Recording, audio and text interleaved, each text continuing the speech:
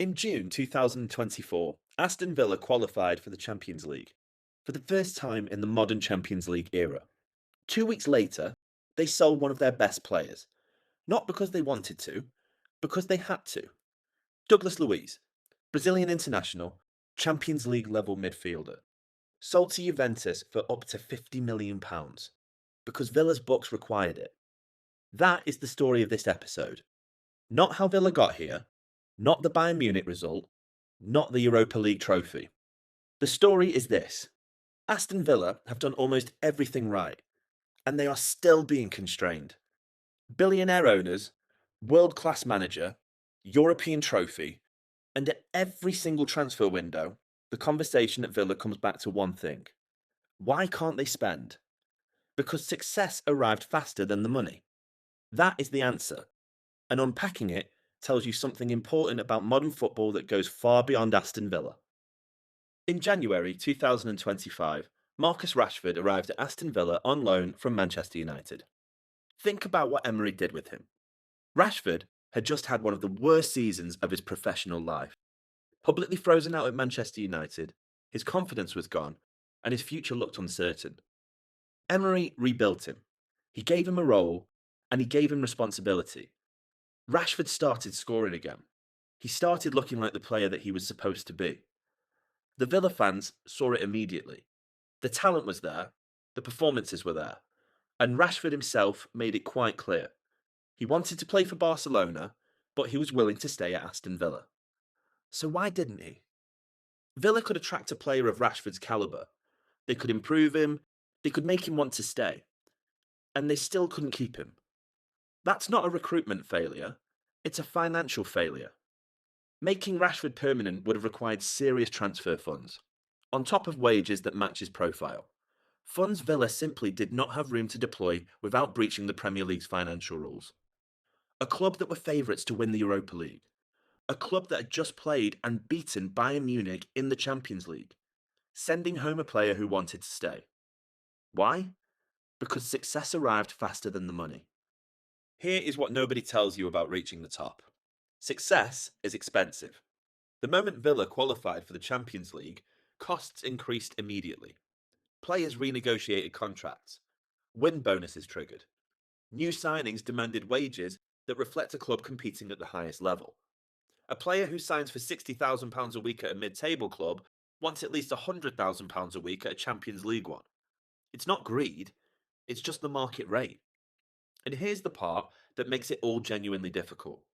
The revenue takes time. Villa's total revenue is growing, around £360 million in the most recent accounts. But Arsenal, theirs is £690 million. Liverpool, £702 million. Manchester City, £694 million. Those gaps didn't appear because Villa are badly run. They appeared because those clubs have been compounding their commercial advantages for 20 to 30 years. Global shirt deals, naming rights, media partnerships worth hundreds of millions, stadium revenues built over decades. Villa are growing fast, but the elite clubs are also growing too. And they started the race decades ahead of Villa. Villa's wage bill, as a proportion of their revenue, was among the highest in the Premier League. It's reported that wages cover over 90% of incoming revenue. They were spending like an elite club before they were earning like one. Success arrived, but the money hadn't caught up. Which brings us back to Douglas Luiz, and the question that defines this entire episode. Why does a Champions League club sell one of its best midfielders? The answer starts with what Villa paid for him. Around 15 to 17 million pounds reportedly. Luiz arrived from Manchester City's academy, developed at Villa, and became one of the most complete midfielders in the Premier League. Turned into a Brazilian international and a player that clubs across Europe were watching. And in the summer they reached the Champions League, Villa had to sell him. £50 million to Juventus. Two Juventus players, Samuel Illing Jr. and Enzo Barrenechea, coming back the other way as part of the structure.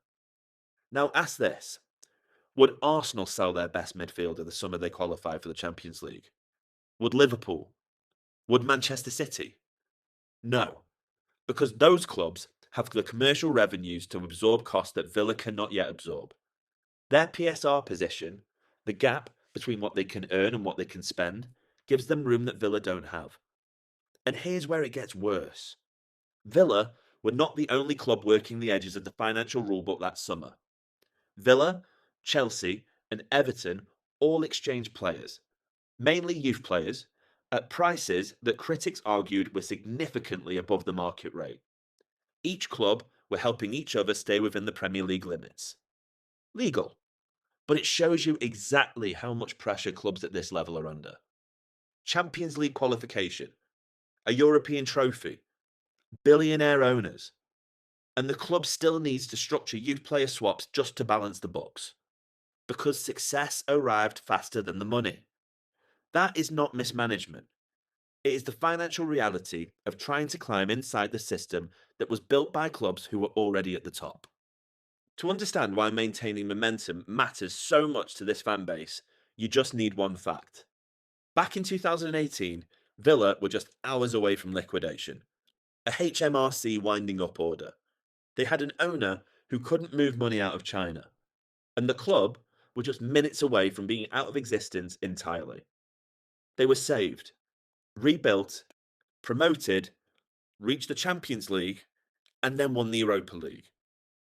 Villa fans have seen what the alternative looks like, which is exactly why every transfer window, every PSR headline, every loan return feels like more than it should. They know how quickly it can fall apart, and they know that success, without financial stability, is temporary. May 2025, final day of the Premier League season. Manchester United versus Aston Villa. In the 73rd minute, Morgan Rogers put the ball into the net after the Man United goalkeeper fumbled the ball inside his area. Referee Thomas Bramall had already blown his whistle. No VAR review was possible.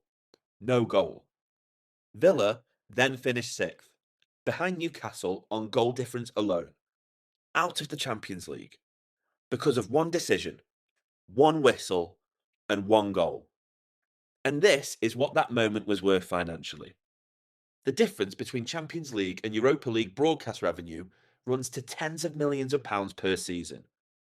Champions League football changes what sponsors pay, what players will sign for, what agents put on the table in contract negotiations. It's the difference between buying Rashford permanently and sending him back to Manchester. Villa fans still point to that moment, and they are right to. Not because one decision changed history, but because the margins inside this system are so thin that that one moment can be worth more money than most clubs will see in a decade. Success was there. The financial reward for it was one whistle away. Here's the insight that this whole episode has been building towards. Aston Villa's biggest problem isn't failure, it's success. Because success became expensive. Success increased the wages that they owe. It increased what signings demand. Success increased their squad cost, increased fan expectations. Success increased the consequences of every single wrong decision. And all of that happened before the commercial revenues arrived to pay for it. Villa's biggest challenge isn't getting into the elite, it's staying there. And that challenge isn't unique to Aston Villa. Newcastle United have sovereign wealth, and they are still managing financial rules carefully. Brighton have one of the smartest models in English football and are still defined by selling their best players every summer. Bournemouth are doing everything right, and now one bad season could unravel it. Brentford built a recruitment system that the entire industry tried to copy, and they are still miles away from closing the gap at the top. Every club that climbs finds the same ceiling. The rules designed to create financial fairness may, in practice, be protecting the clubs that were already at the top when those rules were introduced. Every year it becomes more apparent. The incumbent clubs have revenues that make compliance comfortable. The rising clubs, Villa, Newcastle, Brighton, are complying with the same rules on significantly smaller incomes. They followed the rulebook, and the rulebook was written when they were not in the room. So, here's a question that this episode can't resolve, because I don't think anybody can. Can an ambitious club break permanently into football's elite anymore? Or has the gap in revenues, commercial deals, brand value built over decades become too large to close? Regardless of how well a club is run, regardless of how good the manager is, or how committed the owners are, Villa did everything right.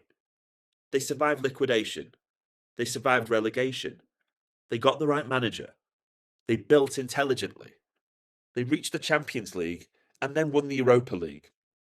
And they are still selling their best midfielder to balance the books, still sending home loanees who wanted to stay, still watching the revenue gap hold firm. At some point, the question stops being about Aston Villa and it becomes about the system. Can modern football actually produce new elite clubs? Or does it just allow ambitious clubs to get close before the financial reality pulls them back? Villa are not there yet. They might get there, they might not. But right now, they are the most compelling case study for that question that English football has. If this episode gave you a different way of seeing what is actually happening behind the success, give it a like. It genuinely helps the channel grow. Subscribe to Sports Cash Files. Every week, the money behind the sport. No filter. Drop it in the comments. Can any club outside the established elite break through? Or is the financial system designed, intentionally or not, to keep the same clubs at the top? Thanks for watching. See you in the next one.